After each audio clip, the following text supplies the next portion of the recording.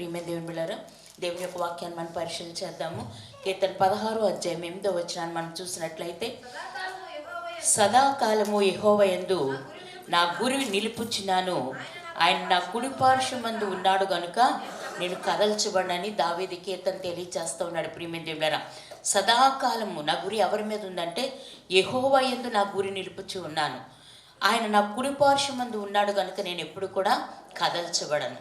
ప్రియమైన దేవుని, మన గురి దేవుని రక్షణ పొందుకున్న మన జీవితాల్లో మన గురి ఎవరి మీద ఉండాలంటే ఆయన మీద ఉండాలి సదాకాలము.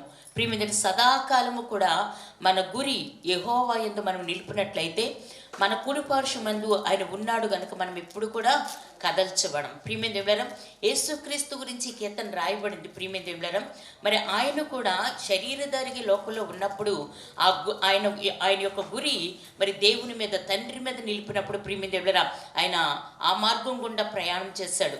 మనకి మాదిరికరంగా ఆయన ఉన్నారు. ఆయన మాదిరిలో మనం కూడా నడవాలని ప్రియమైన దేవులారా ఈ కీర్తనకారుడు ఈ మాటను మరి తెలియచేస్తూ ఉన్నాడు. ప్రియమైన దేవులారా, ప్రభువైన యేసయ్య శరీరములో ఉన్నాడు కనుక సిలువ శ్రమకు ముందట మరణ చీకటి ఆయన కమ్ముకుంది. ప్రియమైన దేవులారా, మరణ చీకటి కమ్ముకున్నప్పుడు ఆయన ప్రార్థన చేస్తూ ఉన్నాడు. ఏమనంటే ప్రియమైన దేవులారా, అప్పుడు మరణము నుండి రక్షించగలవానికి ఆయన మొరపెడతా ఉన్నాడు. ఆ మరణము నుండి మరి ప్రియమైన రక్షించగలవానికి ఆయన ఏం చేస్తున్నాడంటే మొరపెడతా ఉన్నాడట. ప్రియమైన హెబ్రీయులకు రాసిన పత్రిక 5వ అధ్యాయము 7వ వచనాన్ని చూసినట్లయితే, శరీరధారి అయి ఉన్న దినములలో మహారోదనముతోనూ కన్నీళ్లతోనూ తన్ను మరణం నుండి రక్షింపగలవానికి ప్రార్థనలను యాచనలను సమర్పించి ఉన్నందున ఆయన సమర్పిస్తూ ఉన్నాడు. యేసుక్రీస్తు ప్రియమైన దేవుని కుమారుడుగా ప్రియమైన ఈరోజు ఈ లోకంలో ఆయన శరీరధారుడుగా వచ్చిన తర్వాత ప్రియమైన ఆయన మరణ చీకటి ఆయన కమ్ముకున్నప్పుడు ప్రియమైన దేవులారా, సిలువ శ్రమల్లో మరణ చీకటి ఆయన కమ్ముకున్నప్పుడు ఆయన ఎవరికి ప్రార్థన చేస్తూ ఉన్నాడంటే మరణము నుండి రక్షించగలవానికి ఆయన మహారోదనముతో కన్నీళ్లతో ప్రియమైన ఆయన ప్రార్థన చేస్తూ ఉన్నాడు. ప్రార్థనలే కాదు, యాచనలకు ఆయన సమర్పించి ఉన్నందున ఆయన సమర్పిస్తూ ఉన్నాడు. ఆయన దేవుని దగ్గర ఆ ప్రాణాన్ని రక్షించే దేవుని దగ్గర ఆయన ప్రార్థన చేస్తూ ఉన్నాడని దేవుని యొక్క వాక్యం ఇక్కడ తెలియచేయబడుతుంది. అప్పుడట ఒక దేవదూత ప్రియమైన దేవుని బిడ్డారా వచ్చి ఆయన్ని బలపరిచిందని దేవుని యొక్క వాక్యం సెలవిస్తుంది. బహుశా తనకు కలగబోయే మహిమ పునరుద్ధానమును గూర్చి, ఆయన ద్వారా విమోచింపబడి సంపాదించబోయే సంఘమును గూర్చి ప్రియమైన దేవుని బిడ్డారా దూత ప్రభువుకు భరోసా ఇచ్చి ఉండవచ్చు. ప్రియమైన అప్పుడట ప్రభువు యొక్క విశ్వాసం ప్రకాశించింది. దేవుని యొక్క శాశ్వత ఉనికిని ఆస్వాదించాడు. తను తండ్రి ప్రణాళికలో ఏమాత్రమును కూడా తొలగిపోలేదని ఇక్కడ దేవుని యొక్క వాక్యం తెలియచేయబడుతుంది. తన ప్రజలను విమోచించాలనే తండ్రి యొక్క ఉద్దేశము నెరవేర్చకుండా కూడా ఏది తొలగించలేదు అని దేవుని యొక్క వాక్యం సెలవిస్తుంది. ప్రియమైన దేవులారా, నువ్వు కూడా ప్రియమైన ఆ మార్గం గుండా వెళుతున్నప్పుడు మరణము నుండి రక్షించగలవని మరి ఆయన దగ్గర మనం ప్రార్థన చేసినప్పుడు, నీ కన్నీళ్లతో నీ రోదనముతో నువ్వు దేవుని దగ్గర ప్రార్థన చేసినప్పుడు దేవుడు నిన్ను బలపరిచేవాడుగా. అందుకంటాడు సదాకాలము కూడా మన గురి ఎవరి మీద నిలపాలంటే మన దేవుని మీద నిలిపినప్పుడట ఆయన కుడిపార్శ్వం మన కుడిపార్శ్వమందు ఉన్నాడు గనుక మనం ఎప్పుడూ కూడా కదల్చబడమని దేవుని యొక్క వాక్యం సెలవిస్తుంది. యేసుక్రీస్తు కూడా శరీరధారిగా ఈ లోకానికి వచ్చినప్పుడు ఆయన దేవుని దగ్గర ప్రార్థన చేస్తున్న ఆ మరణము నుంచి విడిపించే వారి దగ్గర ఆయన కన్నీళ్లతోనూ మహారోదనముతోనూ ఆయన ప్రార్థన చేస్తున్నాడని దేవుని యొక్క వాక్యం సెలవిస్తుంది. తాను దేవుని యొక్క ప్రణాళికలు ఏమాత్రము కూడా తొలగిపోలేదట. తన ప్రజలను విమోచించాలన్న తండ్రి యొక్క ఉద్దేశాన్ని నెరవేర్చకుండా ఏది తొలగించలేదు అని దేవుని యొక్క వాక్యం సెలవిస్తుంది. దేవుడు ఆయన బలపరిచాడు అని దేవుని యొక్క మాట తెలియచేయబడతా ఉంది. ఆయన కుడి పార్శ్వమున ఉన్నాడు గనుక ఆయన శక్తితో దేన్నైనా అధిగమించవచ్చు. దేవుని యొక్క శక్తితో దేన్నైనా కూడా అధిగమించవచ్చు. ఎప్పుడు ఆయన కుడిపార్శ్వమందు ఉన్నాడు గనుక. ప్రియమైన దేవులారా, మనము కూడా ఎన్నడూ కూడా పడిపోకుండా కాపాడటానికి ప్రభువు ఎప్పుడు కూడా సిద్ధంగానే ఉన్నాడండి.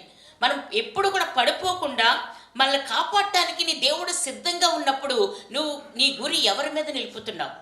నీ దేవుని మీద నీ గురి నిలిపినప్పుడు తన తండ్రి ప్రియమైన తన కుడిపార్శ్వమందు అంటే ఆయన కుడిపార్శ్వమందు మనం ఉన్నాము గనుక మనం ఎప్పుడు కూడా కదల్చబడమని దేవుని యొక్క వాక్యం సెలవిస్తూ ఉంది. ప్రియమైన దేవులారా, అలాగే రాబోయే ప్రమాదాలను వ్యతిరేకంగా దేవుని శక్తితో మనము ఆవరించబడి ఉన్నాం. రాబోయే ప్రమాదాలను ఎదుర్కోవడానికి దాన్ని ప్రియమిందరా మనము దేవుని యొక్క శక్తితో నింపబడి ఉన్నాం. ఆయన యొక్క శక్తిని మనకు అనుగ్రహిస్తాడని దేవుని యొక్క వాక్యం ఇక్కడ తెలియచేయబడతా ఉంది. మనం ప్రభువునే విజేతగా, సంరక్షకునిగా మన ముందు ఉంచుకోవాలి. నీ దేవుని యేసుక్రీస్తు తండ్రిని ఎలా ఉంచుకున్నాడో, ప్రియమైన తండ్రి దగ్గర ఆయన ఎలా ప్రార్థన చేస్తున్నాడో, శరీరధారిగా ఉన్నప్పుడు మహారోదనముతో కన్నీళ్లతో మరణము నుండి రక్షించగలవా అని దేవుని దగ్గర ఆయన ప్రార్థన చేస్తూ ఉన్నాడు. ప్రార్థనలు యాచనలు కూడా ఆయన సమర్పించి ఉన్నందున గొప్ప విజయాన్ని ఆయన చూశాడు.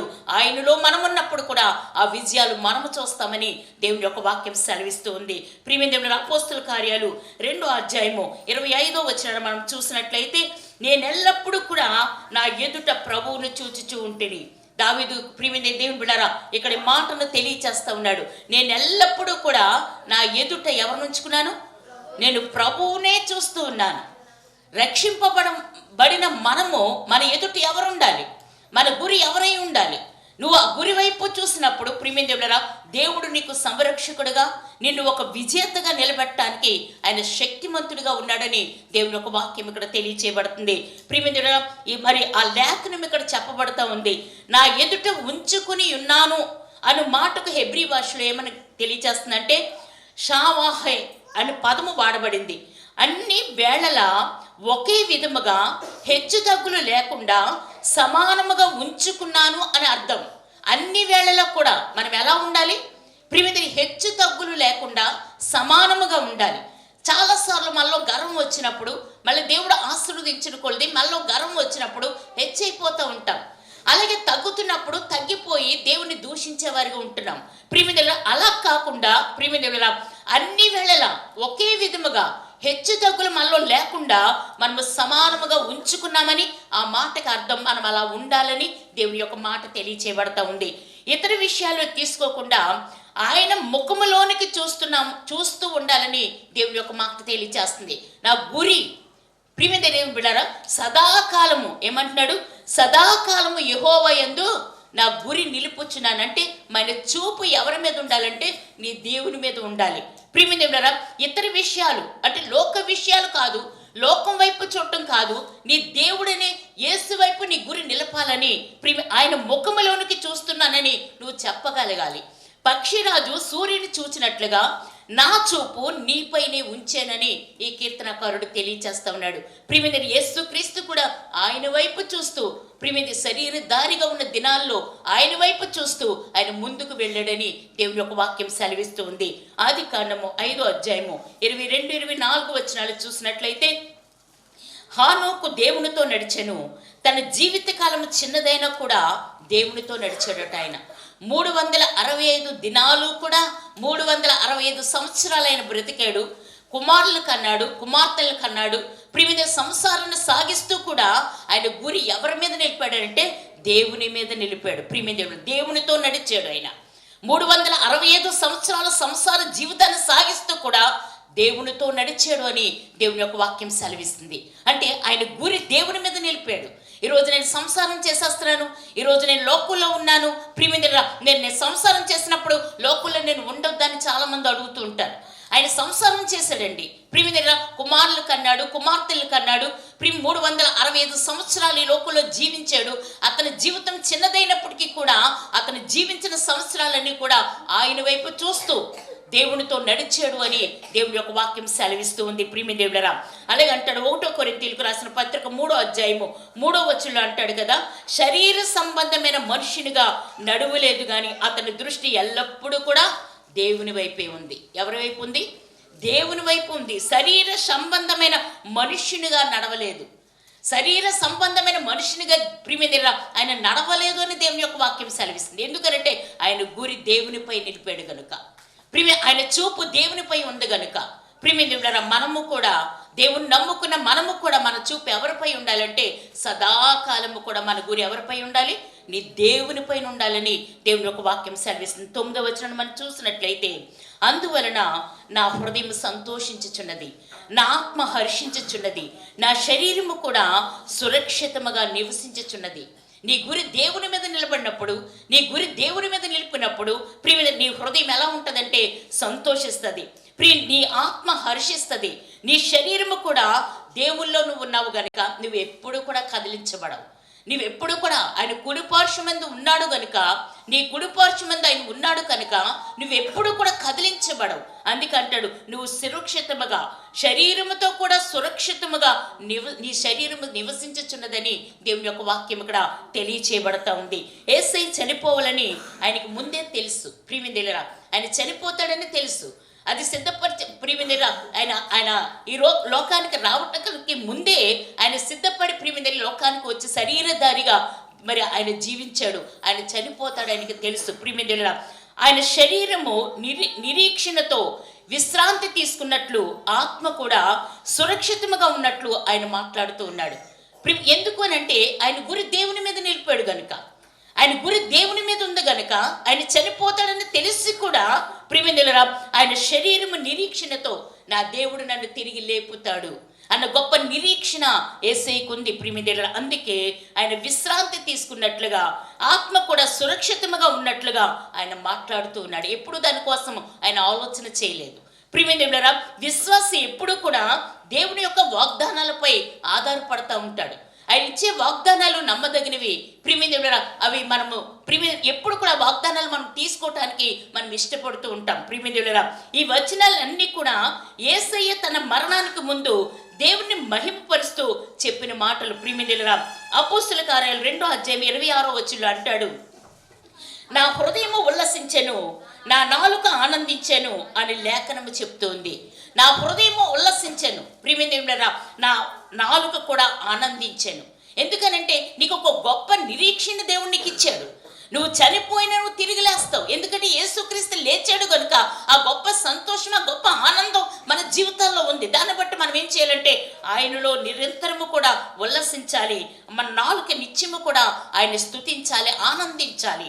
ప్రియమిత్రులారా, ఆయన శరీరము సమాధి వదిలివేస్తుందని ప్రభువుకు తెలుసు. ప్రియమిత్రులారా, ఇటువంటి విశ్వాసము కలిగి ఉండటం మనం ఏం చేయాలంటే దానివలన హర్షించుచు తన సమాధిని గురించి ఆయన ఏం చేస్తున్నాడంటే పాటలు పాడుతూ ఉన్నాడు, దేవుని స్తుతిస్తూ ఉన్నాడు. ప్రియమిత్రులారా, మన జ్ఞానేంద్రియాలు సంతృప్తి చెందినప్పుడు, మన జ్ఞానేంద్రియాలు అంటే ఏంటి జ్ఞానేంద్రియాలంటే చెవి, ముక్కు, కన్ను, నోరు, ఇవన్నీ కూడా ఎప్పుడు సంతృప్తి చెందుతాయి? వాటికి కావలసినవి కోరుకున్నప్పుడు దానివల్ల ఏం కలుగుతుంది? సంతృప్తి కలుగుతుంది. ప్రియమిత్రులారా, అలాగే మనం దానివల్ల సంతోషిస్తూ ఉంటాం. అటువలే ఆత్మ కూడా ప్రియమిత్రులారా సున్నితత్వం కలిగి ఆత్మ విషయాలు గ్రహించి మనం ఏం చేయాలంటే హర్షించాలి. ప్రియమిత్రులారా, హర్షించాలి, దానిలో సంతోషించాలి. నీ దేవుడు గొప్ప విడుదలిస్తాడని ప్రభువుకు తెలిసి కూడా ఆయన ఆనందిస్తున్నాడు, దేవుళ్ళ సంతోషిస్తున్నాడు. ఎందుకంటే మరణాన్ని జయించి తిరిగి లేస్తానని ఆయనకి తెలుసు, ఆ మరణపు ముళ్ళని విరుస్తానని ఆయనకి తెలుసు. అందుని బట్టి ఆయన ఆనందిస్తున్నాడు, ఆయన సంతోషిస్తున్నాడు. నువ్వు కూడా నీ యేసయ్య మార్గం గుండా నువ్వు వెళుతున్నావు కనుక ప్రియమిత్రులారా నువ్వు కూడా మరణాన్ని జయించి తిరిగి లేస్తావని నువ్వు ఆత్మలో ఆనందించాలి, హర్షించాలి. ఆ మరణాన్ని గురించి ఆలోచన మన జీవితాల్లో ఉండకూడదు. నా దేవుడు నన్ను రక్షిస్తాడు, నా దేవుడు నాకు జయాన్నిస్తాడు అని గొప్ప ప్రియమిత్రులారా అంటే నువ్వు దాంట్లో హర్షించాలని దేవుని యొక్క వాక్యం సెలవిస్తూ ఉంది. పునరుద్ధానము వస్తుందనే నిరీక్షణ కొంతమందికి లేదండి. పునరుద్ధానం లేదంటారు చాలామంది, తిరిగి లేచే అనుభవం లేదంటారు చాలామంది, పునరుద్ధానం నమ్మరు చాలామంది. ప్రియమిత్రులారా, కొంతమంది అంటారు చనిపోతే ఎక్కడికో పోతాంలేండి, చనిపోతే ఏంటి బోతులకు వెళ్ళిపోవడమే కదా. పునరుద్ధానం నమ్మరండి చాలామంది. దేవుని నమ్ముకున్న వాళ్ళకి కూడా పునరుద్ధానం నమ్మరు. ప్రియమిత్రులారా, పునరుద్ధానం వస్తుందనే నిరీక్షణ లేని సమాధి విచారకరం. ప్రియమిత్రులారా, పునరుద్ధానం ఆ గొప్ప నిరీక్షణ మనకుంది. ఎందుకనంటే యేసయ్య దాన్ని జయించి తిరిగి లేచాడు కదా, ఆయనలో గొప్ప నిరీక్షణ మనకు ఉంది. మనము కూడా సమాధిని ప్రియమిత్రులారా అంటే మరణాన్ని దాటి జీవంలోకి ప్రవేశిస్తామన్న గొప్ప నిరీక్షణ మనకు ఉంది కనుక మనం గొప్పగా దాంట్లో ఆనందించాలని దేవుని యొక్క వాక్యం సెలవిస్తుంది. కొంతమందికి ఆ నిరీక్షణ లేదు. అటువంటి సమాధట విచారకరమని దేవుని యొక్క వాక్యం సెలవిస్తూ ఉంది. యోబు 14:14 అంటాడు కదా, మనిషి చనిపోయిన తర్వాత మరలా బ్రతుకుతాడా అలాగైతే నాకు విడుదల కలిగేంత వరకు కూడా నేను కనిపెట్టుకొని ఉంటాను అని యోబు మరి ఇక్కడ ప్రవక్త చెప్తూ ఉన్నాడు ప్రియమిదేవులారా. అలాగే యోబు 19:26-27 వచనంలో అనేకమైన వాగ్దానాలు దేవుడు మనకి ఇచ్చాడు ప్రియమిదేవులారా. ఈ వాగ్దానాలు మనం నమ్మాలి, దేవుళ్ళో గొప్ప నిరీక్షణ కలిగి మనం ఉండాలని దేవుని యొక్క వాక్యం సెలవిస్తుంది. యోబు తాను చనిపోయిన తర్వాత దేవుణ్ణి చూస్తానని నమ్మాడు ప్రియమిదేవులారా. యెషయా 26:19 వచనంలో అంటాడు, మృతులైన నీ వారు బ్రతుకుతారు, వారి శవములు సజీవములగును, భూమి తనలోని ప్రేతలను సజీవులుగా చేస్తుంది. ప్రియమిదేవులారా, 1 దశలోనికి రాసిన పత్రిక 4వ అధ్యాయం 16వ వచనంలో అంటాడు కదా, పరలోకములో నుండి ప్రభువు దిగి వచ్చినప్పుడు క్రీస్తునందుండి మృతులైన వారు మొదట లేస్తారు. ఇవన్నీ వాగ్దానాలే ప్రియమిదేవులు, ఇవన్నీ కూడా వాగ్దానాలే. ఈ వాగ్దానాలను పట్టుకో ప్రియమిదేవులారా, దేవుడు నువ్వు తిరిగి లేస్తాడని ప్రియమిదేవులారా దేవుని యొక్క వాక్యం ఇక్కడ తెలియచేయబడుతుంది. 1 దశలోనికి రాసిన పత్రిక 5వ అధ్యాయము 23వ వచనంలో అంటాడు కదా, మన ఆత్మయు జీవమును శరీరమును యేసు ప్రభు రాకడ వరకు నిందారహితముగాను సంపూర్ణముగాను ఉండునట్లు కాపాడబడును. ఈ వచనంలో చెప్పబడినట్లు క్రీస్తు కేవలము కూడా సమాధిలో ఎన్ని రోజులు ఉన్నాడండి? 3 దినములు మాత్రమే ఆయన విశ్రాంతి తీసుకున్నాడని దేవుని యొక్క వాక్యం సెలవిస్తూ ఉంది. ప్రియమిదేవులారా 10వ వచనాన్ని మనం గమనిద్దాం. ఎందుకనగా నీవు నా ఆత్మను పాతాళములో విడిచిపెట్టవు. ఎంత గొప్ప వాగ్దానాన్ని దేవుడు పట్టుకున్నాడు ప్రియమే. ఈ వాగ్దానం ప్రియమిదేవులారా, ఎందుకనగా నీవు నా ఆత్మను పాతాళములో విడిచిపెట్టవు, నీ పరిశుద్ధిని కుళ్ళి పట్టనీయు అని ప్రియమిదేవులారా దావీదు మరి కీర్తనాకారుడు ఆ మాటను ఆత్మ ద్వారా తెలియచేస్తా ఉన్నాడు. యేసుక్రీస్తు ఆత్మ పాతాళములో విడిచిపెట్టాడు దేవుడు. దేవుని యొక్క మరి యేసుక్రీస్తుని ఆ పరిశుద్ధిని కుళ్ళు పట్టనీయుడని దేవుని యొక్క వాక్యం సెలవిస్తుంది. ప్రియమిదేవులారా, యేసయ్య విశ్వాసముతో తన పునరుద్ధానాన్ని గురించి నా ప్రాణము పాతాళములో విడిచిపెట్టవని ప్రకటించాడు. ఆయన నా ప్రాణమును పాతాళంలో విడిచిపెట్టవని ఆయన ప్రియమిదేవులారా ప్రకటించాడు. నువ్వు కూడా ప్రకటన చేసేవారిగా నువ్వు ఉండాలి. ఎందుకనంటే ప్రియమిదేవులారా, మన యేసయ్య మనకుంటే ముందుగా మనకి మార్గదర్శకుడిగా ఆయన తిరిగి లేచిన అనుభవంలో నుంచి మనము ఈ మాటలు తెలియచేయాలని దేవుని యొక్క వాక్యం సెలవిస్తుంది. అవిశ్వాసము ప్రియమిదేవులారా ఆ విశ్వాసమట పునరుద్ధాన ఉదయాన నిరూపించబడింది. 3వ దినమున మహిమాన్వితమైన శరీరముతో ఆయన లేచాడు. ప్రియమిదేవులారా, పరిశుద్ధుడైన ప్రభు మరణం యొక్క నొప్పుల నుండి ఆయన విముక్తి పొందాడు అని దేవుని యొక్క వాక్యం తెలియచేయబడతా ఉంది. అపోస్తుల కార్యాలు 2వ అధ్యాయము 24వ వచనంలో ఏమంటాడంటే, ఎందుకంటే మరణము ఆయనను బంధించి ఉంచుట అసాధ్యము, ఇది ఆయన యందు విశ్వాసం ఉంచిన వారందరికీ కూడా ప్రోత్సాహకరం. మరణము ఆయన బంధించి ఉంచుట అసాధ్యం. అలాగే నువ్వు దేవుని యందు విశ్వాసం ఉంచావు గనుక నిన్ను కూడా మరణం ఏమీ కూడా చేయలేదు. ఆ మరణాన్ని జయించి తిరిగి లేస్తావు. దేవునితో పాటు కూడా ఆయన కుడిపార్శ్వమందు మనము కూడా ఉంటాము అని దేవుని యొక్క వాక్యం సెలవిస్తూ ఉంది. ప్రియమిదేవులారా, వారు కూడా చనిపోతారు అంటే మనము కూడా చనిపోతాం, మరియు ప్రభువు వలె మనము లేస్తాం. మనం చనిపోతాం, మళ్ళీ దేవుల్లో మరి ప్రభు వల్లే మనం ఏం చేస్తాం? లేస్తాం. కొంతమంది యేసు ప్రభు అట పాతాళంలోనికి లేక నరకాల్లోనికి దిగి వెళ్ళాడంటే చాలా మంది ఒప్పుకోరు. ప్రియమిదేవులారా, ఆయన చాలా మంది ఒప్పుకోరు. దానికి కారణం లేకపోలేదు. ఇక్కడ ఆంగ్లంలో ఏమని చదివిస్తుందంటే హెల్ అంటే నరకము. ప్రియమిదేవులారా, ఆ నరకం అని వాడబడింది. హెబ్రీ భాషలో దాన్ని ఏమంటున్నారంటే షియోల్ అను పదం వాడబడింది. ఈ పదము క్రొత్త నిబంధనలోని హెడిస్ అనే పదమునకు సమాంతరం. ప్రియమిదేవులారా, దీనికి సమాధి లేక గుంట అనే అర్థాలు కూడా ఉన్నాయి. కొంతమంది కేవలము కూడా సమాధి లేక గుంట అనే అర్థాలను దీనిలో తీసుకున్నారు.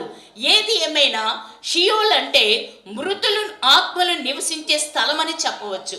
ప్రియమిదేవులారా, మృతుల యొక్క ఆత్మలు నివసించే స్థలము, ఆ స్థలములోకి దేవుడు దిగి వెళ్ళాడని దేవుని యొక్క వాక్యం ఇక్కడ తెలియచేయబడుతుంది.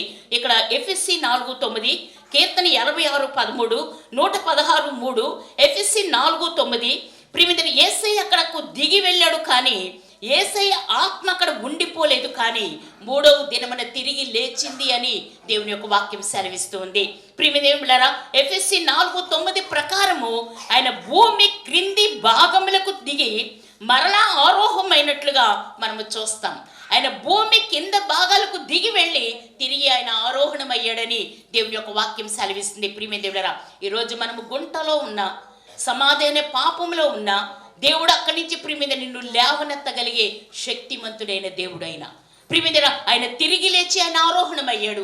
నువ్వు కూడా ఆ గుంటనే పాపమని ఆ పరిస్థితి నుంచి నువ్వు బయటకు వచ్చి దేవునితో పాటు ఆయన రాజ్యంలోకి నువ్వు వెళ్తావని దేవుని యొక్క వాక్యం సెలవిస్తూ ఉంది. ప్రియమైన దేవులారా, ఫిలిస్తీన్లు తన చుట్టుముట్టినప్పుడు, మరణం తన కమ్ముకున్నప్పుడు సౌలట దేవుణ్ణి విడిచి ప్రక్కకు తొలిగాడు. సౌలు దేవుడు అభిషేకించాడండి. దేవుని మార్గంలో నడిచిన సౌలు లోకం వైపు చూశాడు. ఆయన ఆ గురి దేవుని వైపు పెట్టలేదు, కానీ ఆయన లోకం వైపు చూడటం వల్ల మరణం నుంచి ఆయన తప్పించబడలేదు. మరణం నుంచి దేవుని మార్గంలోంచి ఆయన తప్పుకున్నాడు అని దేవుని యొక్క వాక్యం సెలవిస్తుంది. ఈరోజు మన గురి ఎవరి మీద నిలుపుతున్నాం? మన గురి ఎవరి యందు ఉంది? నీ దేవుని యందు నువ్వు సదాకాలము కూడా నీ గురి నిలిపినప్పుడు ప్రియమైన తండ్రిని మన కుడిపార్శ్వమున ప్రియమైన ఆయన ఉన్నాడు కనుక మనము నిత్యము కూడా కదిలించబడేవారుగా ఉండము అని దేవుని యొక్క వాక్యం సెలవిస్తుంది. ప్రియమైన దేవులారా, ఇక్కడ అంటాడు 11వ వచనం అంటాడు, కానీ ప్రభువును కలిగి ఉన్నవారు శాశ్వత ఆనందము కోసం ఎదురు చూడాలి, అశాశ్వతమైన దాని కోసం కాదు. ఇక్కడ సౌలు అశాశ్వతమైన దానికోసం వెతికాడు, శాశ్వతమైన ఆనందాన్ని పోగొట్టుకున్నాడు. అందుకే ప్రియమైన దేవుణ్ణి విడిచి ఆయన ప్రక్కకు తొలిగాడు. మరణ గడియ వచ్చినప్పుడు ఆయన పక్కకు వెళ్ళిపోయాడు. దేవుని మార్గంలో నుంచి ఆయన పక్కకు వెళ్ళిపోయాడని దేవుని యొక్క వాక్యం సెలవిస్తుంది. ఈరోజు నీ గురి ఎటువైపు ఉంది? నీ గురి ఎవరి యందు ఉంది? ప్రియమైన నీ దేవుని యందు నీవు గిరి నిలిపితే ప్రియమైన ఆయన మరణము నుంచి నిన్ను తప్పించి ఆయన రాజ్యంలో ఆయనతో పాటు నిన్ను కూడా ఉంచుతాడు అని, నువ్వు ఎప్పుడూ కూడా కదిలించబడవని దేవుని యొక్క వాక్యం సెలవిస్తూ ఉంది.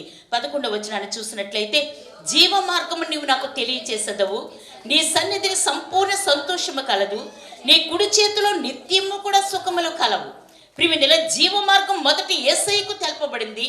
ఎందుకంటే ఆయనే మొదటగా మృతుల్లోని లేచాడు.